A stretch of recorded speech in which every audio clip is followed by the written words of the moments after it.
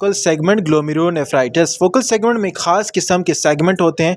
Focal segments होते हैं, specific segments होते हैं, और उन स्पेसिफिक सेगमेंट्स की क्या हो जाती है, डैमेज हो जाती है। पार्ट ऑफ सेगमेंट्स की डैमेज हो जाती है। याद रहे, फोकल सेगमेंट एक नेफ्रोटिक सिंड्रोम ऐसा नेफ्रोटिक सिंड्रोम है जिसमें फोकल सेगमेंट्स की डैमेज हो जाती है। या तो ये प्राइमरी होता है, या तो प्राइमरी डैमेज होती है, या ये इसके साथ साथ इसकी सेकेंडरी डैमेज होती है। सेकेंडरी डैमेज में कौन कौन से कॉमन है? HIV नेफ्रोपैथी हो सकती है, इसके साथ साथ हीरोइन एब्यूज़ या हेरोइन नेफ्रोपैथी हो सकती है, किसी सिकल सेल एनीमिया की वजह से हो सकता है, सिकल सेल एनीमिया की वजह से हो सकता है। ओबेसिटी, जो पर्सन ज़्यादा ओबेस हैं उनकी ओबेसिटी की वजह से हो सकता है। और इंटरफेरॉन, अगर कोई पर्सन इंटरफेरॉन की ट्रीटमेंट ले रहा है, इंटरफेरॉन की ट्रीटमेंट ले रहा है तो उसकी वजह से होता है। और अगर इसके अलावा कंजेनिटल मालफॉर्मेशन की वजह से भी secondary cause of focal segment sclerosis हो सकती हैं। तो यहाँ पर कुछ ये तो प्राइमरी एडियोपैथिक हैं और कुछ सेकेंडरी हैं, और इसके अलावा कभी कभार इनहेरिटेड काज भी मौजूद हैं। कुछ काज इसके इनहेरिटेड भी हैं। इनहेरिटेड का मतलब क्या है? इनहेरिटेड का मतलब ये है कि इसके इनहेरिटेड काज में जो म्यूटेशन है, जो साइटोस्केलेटल प्रोटीन है, साइटोस्केलेटल प्रोटीन, जिसे हम क्या कहते हैं, साइटोस्केलेटन जो प्रोटीन है जिसे हम कहते हैं पोडोसिन। पोडोसिन जो प्रोटीन है, इसकी पोडोसिन की प्रोटीन में क्या आ जाती है, इस पोडोसिन प्रोटीन में म्यूटेशन आ जाती है। जब इस प्रोटीन में म्यूटेशन आ जाए तो नॉर्मल फंक्शन लॉस हुआ। नॉर्मल फंक्शन लॉस हुआ तो जो हाइलिन प्रोटीन है जिसकी फिल्ट्रेशन होती, वो हाइलिन प्रोटीन और इसके साथ साथ ही क्या होंगे, हाइलिन प्रोटीन ग्लोमेरुलाई में जाकर, दिस हाइलिन प्रोटीन ग्लोमेरुलाई में जाकर क्या हो जाएंगे, डिपॉजिट हो जाएंगे। और इसके अलावा हमें लिपिड्स के क्या नज़र आएंगे, लिपिड्स लेडन मैक्रोफेजेस भी अपीयर होंगे। तो यहाँ पर लिपिड्स भी डिपॉजिट हो रहा है और हाइलिन भी डिपॉजिट हो रहा है। तो हाइलिन से क्या काज हो रहा है, हाइलिन से हाइलिनोसिस काज हो रहा है, और इसके साथ साथ लिपिड के डिपॉजिशन की वजह से स्क्लेरोसिस काज हो रहा है।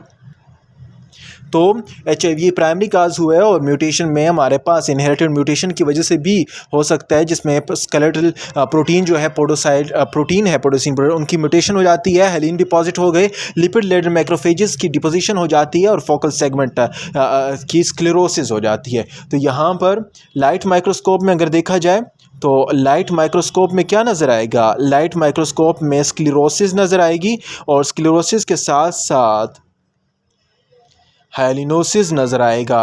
और इसी तरह अगर इलेक्ट्रॉन माइक्रोस्कोप में अगर देखा जाए तो वही मिनिमल चेंज डिजीज़ की तरह effacement of foot process of podocyte cell, जो पोडोसाइट सेल्स हैं उनके क्या हो जाएंगे, वो नज़र आएंगे और उनकी डैमेज नज़र आएगी। तो this is focal segment glomerulonephritis, जो मोस्टली कहाँ पर होता है, जो मोस्टली ख़ास किस्म स्पेसिफिक सेगमेंट में होता है। तो जिसमें क्या होता है, जिसमें हाइलिन पोडोसिन प्रोटीन की म्यूटेशन हो जाती है, तो हाइलिन वगैरह की डिपोजिशन से हाइलिनोसिस होता है, और लिपिड की डिपोजिशन से हमारे पास स्क्लेरोसिस होता है। तो ये फोकल सेगमेंट ग्लोमेरुलोनेफ्राइटिस है। नेक्स्ट जो है उसका नाम है मेम्ब्रेनस नेफ्रोपैथी। मेम्ब्रेनस नेफ्रोपैथी किसे कहते हैं? मेम्ब्रेनस नेफ्रोपैथी एक ऐसी कंडीशन है जिसमें इम्यूनोग्लोबुलिन की डिपोजिशन, नेफ्रोटिक सिंड्रोम है जिसमें इम्यूनोग्लोबुलिन की डिपोजिशन हो जाती है, कहाँ पर, ग्लोमेरुलो बेसमेंट मेम्ब्रेन में।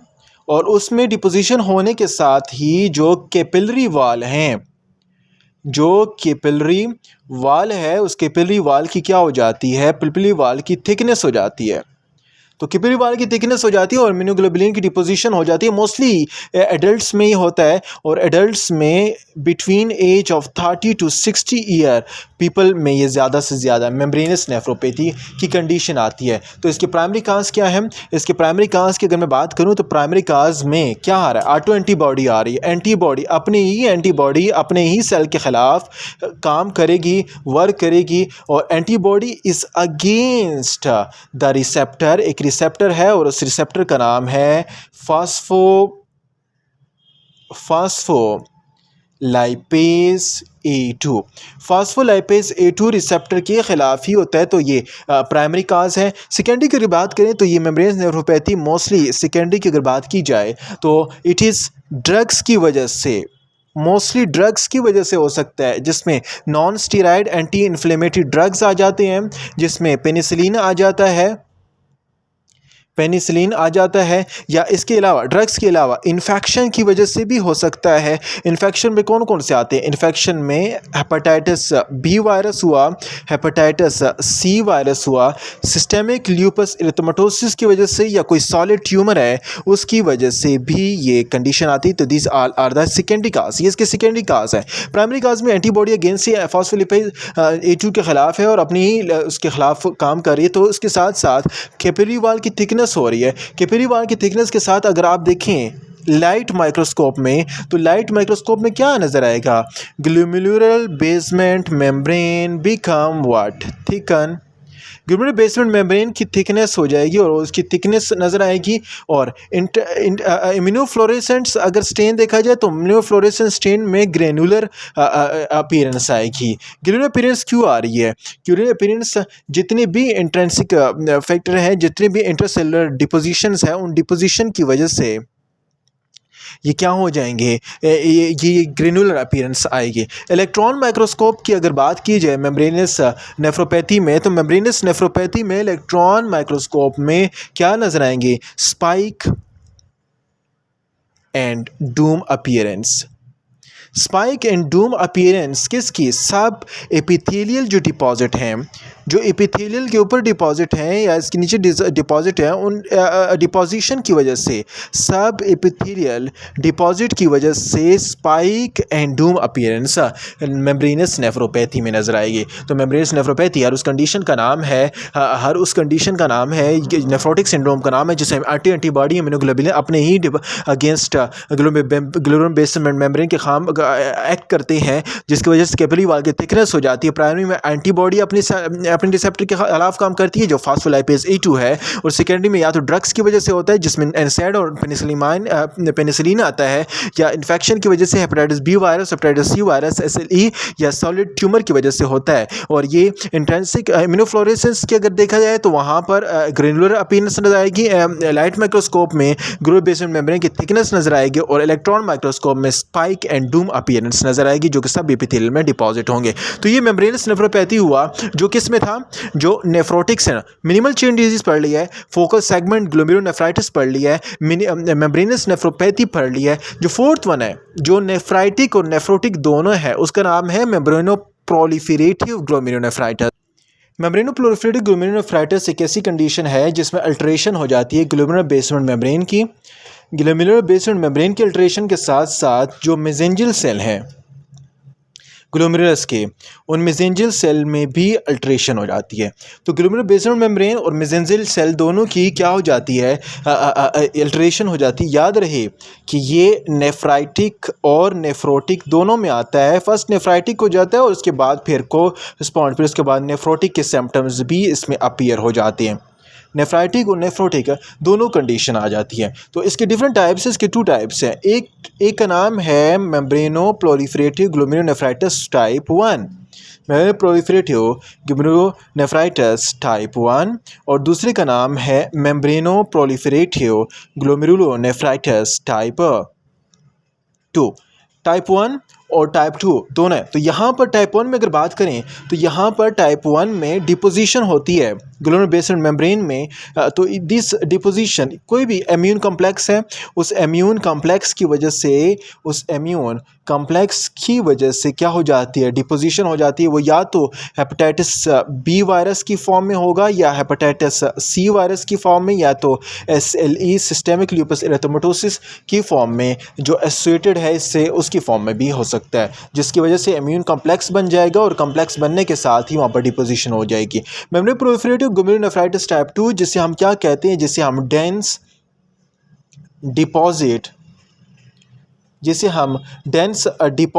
भी कहते हैं, जहाँ पर डेंस डिपोजिशन हो जाती है ग्लोमेरुलर बेसमेंट मेम्ब्रेन में। और उस ग्लोमेरुलर बेसमेंट मेम्ब्रेन में जो मोस्टली किस से रिलेटेड है? It is mostly related to C3 glomerulonephropathy से। अभी C3 ग्लोमेरुलोनेफ्रोपैथी से तो रिलेटेड, लेकिन C3 ग्लोमेरुलोनेफ्रोपैथी किसे कहते हैं? C3 ग्लोमेरुलोनेफ्रोपैथी उसे कहते हैं जिसमें डिसरेगुलेशन हो जाती है। हर उस नेफ्रोपैथी का नाम है जिसमें डिसरेगुलेशन हो, किसके पाथवे में? जिसमें C3 जो नॉर्मल पाथवे है उसमें डिसरेगुलेशन हो जाए। जब उसकी नॉर्मल पाथवे में डिसरेगुलेशन हो जाए, ऑटो एंटीबॉडी प्रोड्यूस हो जाए, ऑटो एंटीबॉडी प्रोड्यूस हो जाए अपने ही against their own C3 convertase, C3 convertase के ख़िलाफ़ ही क्या हो जाए, ऑटो एंटीबॉडी डिपोजिशन हो जाए, तो उससे क्या कहते हैं? Dense deposit protein. तो वहाँ पर डेंस डिपोजिशन आ जाती है, तो डेंस डिपॉजिट डिजीज़ भी इसे कहा जाता है। तो यहाँ पर आपको पता होना चाहिए कि यहाँ पर डिपॉजिट आता है, this deposit is waxy deposit, waxy किस्म का डिपॉजिट अपीयर होता है। तो membrane proliferative nephritis, glomerulonephritis type 2 में डेंस डिपॉजिट डिजीज़ C3 ग्लोमेरुलोनेफ्रोपैथी होती है, जिसमें ऑटो एंटीबॉडी अपने ही C3 कन्वर्टेज के खिलाफ होते हैं और वहाँ पर ही कंडीशन अपीयर हो जाती है। तो मैसेंजर सेल के खिलाफ है। इसके प्राइमरी काज भी हैं, सेकेंडरी। प्राइमरी काज वही आप बता सकते हैं जो ऑटो एंटीबॉडी हैं, और सेकेंडरी में आप हेपेटाइटिस बी, सी और SLE वगैरह की वजह से ये हो जाता है। अच्छा, तो यहाँ पर एंटीबॉडी अपने ही सेल के ख़िलाफ़ काम हो रहे हैं, इंटरमेम्ब्रेनस डिपॉजिट हो गया है। तो अभी अगर यहाँ पर इलेक्ट्रॉन माइक्रोस्कोप में देखा जाए तो देर इज़ स्प्लिटिंग हो जाती है। तो यहाँ पर एक इलेक्ट्रॉन माइक्रोस्कोप में अपीयरेंस आती है जिसका नाम है ट्रैम ट्रैक अपीयरेंस।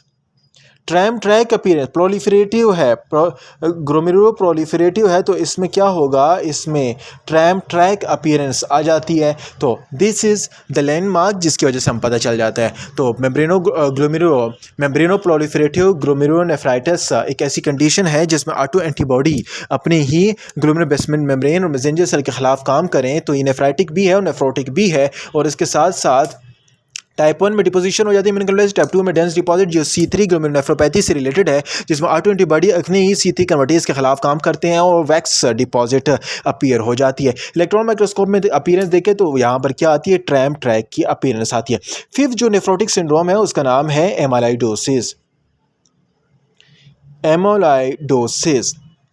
अच्छा, एमाइलोइडोसिस किसे कहते हैं? एमाइलोइडोसिस हर उस कंडीशन का नाम है। मोस्टली ये सिस्टेमिक एमाइलोइडोसिस होता है। सिस्टेमिक एमाइलोइडोसिस का मतलब क्या है कि डिफरेंट एमाइलाइड प्रोटीन जो है वो सिस्टम में डिपॉजिट हो जाते हैं। तो वो डिफरेंट एमाइलाइड प्रोटीन या जिससे सिस्टेमिक एमाइलोइडोसिस, जैसे AL एमोलाइड प्रोटीन डिपॉजिट हो जाता है, या इसके साथ साथ AA एमोलाइड प्रोटीन जो है वो डिपॉजिट हो जाते हैं। तो उस डिपोजिशन की वजह से सिंड्रोम आता है। कहाँ पर होते हैं? मेसेंजियम में। Mesangial cell of glomerulus capillary या ग्लोमेरुल ऑफ नेफ्रॉन किडनी में अपीयरेंस हो जाते हैं, तो उसकी वजह से भी नेफ्रोटिक सिंड्रोम अपीयर होता है। The sixth one is called diabetic glomerulonephropathy. अच्छा, डायबिटिक ग्लोमेरुलोनेफ्रोपैथी किसे? डायबिटिक ग्लोमेरुलोनेफ्रोपैथी की अगर बात करें तो डायबिटिक ग्लोमेरुलोनेफ्रोपैथी नाम से ही जाहिर है जो किस में आएगा?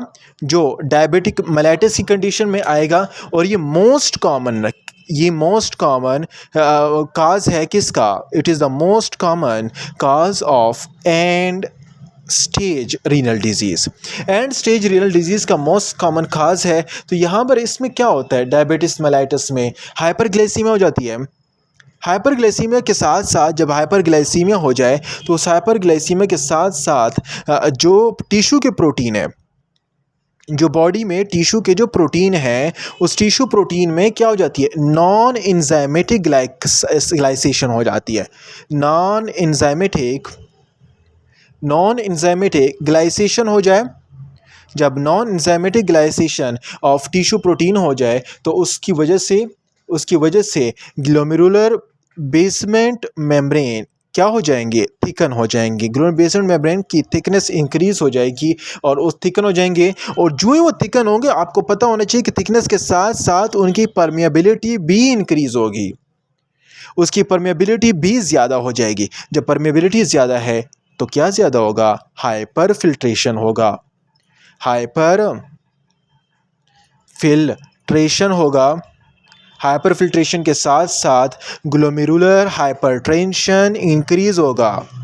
Glomerular hypertension will increases, hypertension ज़्यादा होगा और इसके साथ साथ GFR will glomerular filtration rate क्या हो जाएगा, तो इम्परमेबिलिटी इंक्रीज़ है तो उसके साथ साथ ग्लोमेरुलर फिल्ट्रेशन रेट भी ज़्यादा होगा। तो ये कंडीशन ग्लोमेरुलर बेसमेंट मेम्ब्रेन की थिकनेस है, थिकनेस के साथ साथ उसमें क्या हो रही है, स्क्लेरोसिस भी अपीयर हो रही है और थिकनेस के साथ स्क्लेरोसिस भी अपीयर हो रही है और इसके साथ साथ एसिनोफिल्स जो हैं ये भी आ जाएंगे और एसिनोफिल्स नोड्यूल्स बना देंगे, जिसे क्या कहते हैं, एसिनोफिलिक नोड्यूलर ग्लोमेरुलोस्क्लेरोसिस।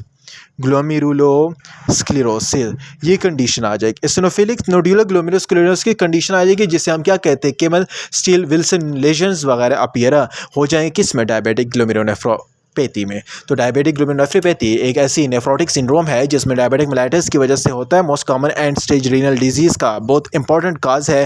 हाइपरग्लाइसीमिया हो जाता है तो टिश्यू को प्रोटीन जो है उनमें नॉन एंजाइमेटिक ग्लाइसेशन हो जाती है, उस ग्लाइसेशन की वजह से जो ग्लोमेरुलर बेसमेंट मेम्ब्रेन पे हो रही थी उसकी थिकनेस इंक्रीज हो गई, परमेबिलिटी ज़्यादा हुई, हाइपरफिल्ट्रेशन हुई, हाइपरटेंशन ज़्यादा हो गया, GFR इंक्रीज़ हुआ, एसिनोफिल्स भी वहाँ पर गैदर हो जाएंगे और नोड्यूलर लेजन लाएंगे, जिससे हम क्या कहते हैं, केमल स्टील विल्सन लेजन्स कहा जाता है।